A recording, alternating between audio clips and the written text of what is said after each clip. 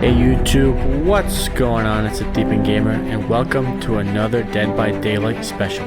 In this gameplay we are going to teach you guys how to sweep the survivors in under 7 minutes. So let's go. Alright, so one of the tricks here, as you can see, is you want to use the chainsaw as a mobility weapon. So by actually using the chainsaw and upping your sensitivity to the max, you can actually use it to traverse the map. So if you look in these wide open maps, the hillbilly is absolutely dominant. So you're gonna see here, right? I'm basically, with that chainsaw, I'm gonna be able to move extremely quickly throughout the map and just be able to traverse every generator. Here I go again, right? So just using it sort of like a, fast move, fast travel type is basically gonna allow me to completely go through the map. As you can see, they're working this generator around the corner, so I'm just gonna pop right in and hello. Get her down real quick. Her friend does get away, but look at that. As you can see, they're on these wide open maps with the hillbilly, they're really not safe at all. You can see right here, I'm just gonna pick her up real quick with not that much problem. I'm just gonna carry her off and hook her real quick. And you're gonna see that basically these guys are gonna have no chance of getting away. They're gonna get caught super quickly because on these wide open maps, the hillbilly can do this. Like, look at this. It's gonna take me, 1 second to get across this entire distance. Really, using that chainsaw, you can become one of the fastest killers that there are. So I'm just gonna mow this guy down real quick. He had basically no chance. Now, some better survivors, they will try to do circles on you. They'll try to juke this and that way, and that's where increasing your sensitivity really matters. So what do I mean by increasing sensitivity? Well, if you just go to the menu options and you go to control sensitivity and make it the max, that's going to allow you to more easily go side to side with this chainsaw, right? So you're going to actually be able to direct which way you're going. And look, in this case, I'm just going to use the hammer on her because she knows how to dodge a little bit better. Again, if you're going up against advanced survivors who know how to dodge really well, it's going to be really tough for you to actually get through them. But in this case, I'm just going to get her real quick. And look, she knows what she's doing. She knows how to dodge side to side. But against newer players or mid-tier players, or in tight situations like this, you're going to be able to definitely use that chainsaw. So she went down without too much of a fight. We're just gonna go hook her real quick.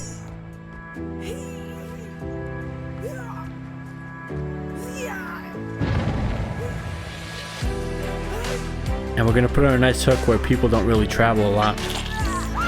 See if her friends come get her. But yeah, as you can see, again, we're just gonna use that chainsaw to its fullest. You also want to have perks that basically slow down your overheat, so you can use the chainsaw longer, right? You want to be able to use it for transportation and killing as well. So that's the thing. You use it to get around the map, and you use it for hacking people down. You can end these games extremely quickly, and in this game, that's exactly what's going to happen here. So it's going to stomp on the generator a little bit. We're going to move around the map. We're going to see who the next victim is. And again, it's going to be really easy. One thing is that they're not saving her, but that's probably because I'm in the area, and you're going to see that we're going to get another little victim over here. And again, with that higher sensitivity, you're going to be able to plow right through them, right? And it's a one hit with the chainsaw, so that's even better. It lets you hook them extremely quickly. So right now, as you can see, I have 2 people hooked. The survivors are in a really bad spot right now. When you have 2 people hooked, that basically means that the killer can really hone in on those survivors that are out there, right? There's only 2 other guys out there. And in this case, you can see they're not really saving each other. I'm not really sure why, because with 2 people, they're going to have 0 chance of going. But we already got 1 kill there. No one saved her. This guy is trying to be brave and save her, but look at this. She's gonna come in with my chainsaw, and hello. And I barely missed her there. Again, you don't really get a lot side-to-side movement with that chainsaw. One other thing too is that if you're going against more advanced survivors, then what you want to do is you want to chainsaw actually really close to them. So in this case, I didn't use the chainsaw because it was a little bit easier, and she was already injured. But again, if you have more advanced survivors, you want to use the chainsaw much closer to the survivors as well, right? So you want to get up around their back, maybe even do a little body blocking, charge up the chainsaw, and then just rev right through them. And again, the chainsaw is a huge advantage because it allows you to kill survivors so much quicker. The chase is severely limited in many cases because you can get right on top of them. In this case, I see that he's trying to repair that gen, and I'm just gonna chainsaw my way over there. And look at how quick that is. I basically traversed half the distance of the map in what, like 2-3 seconds over here. So again, we're gonna see him over here. I don't really see anyone over here, so I think that's okay. We're gonna move around the side. We're just gonna see who else is out here. So again, I think he's hiding somewhere. That's okay. I don't want to really waste time on him. There's only 2 survivors, so I'm just gonna go right across the map again just to see where this other survivor is. I bet you she's behind in this generator because these guys look like they're not working together. So I can hear somebody working, and there she is. So I thought I can grab her while she was working, but she abandoned at the right time. And in this case, she's already injured, so we'll see. I'll try the chainsaw, but really, I don't really need to do it because she's injured, but I'll try a chainsaw. And I do miss there. Good on her, I guess. Again, like, one bad thing with the chainsaw is when you're in areas with a lot of objects, right? Basically, those objects are going to help the survivor a lot because they can just turn the corner and dodge your chainsaw, right? So if you're in an area with a lot of objects, then what you're going to do is you're just going to switch to the hammer. If you're in wide open areas where the survivors really can't dodge that well, what you're going to do is you're going to get right on their backs and you can just chainsaw them down. So look at how easy it was. You just bagged and tagged her, and we're just going to break this pallet real quick and we're going to move through the map. That was so easy to bag and tag her, and then we're going to just keep moving.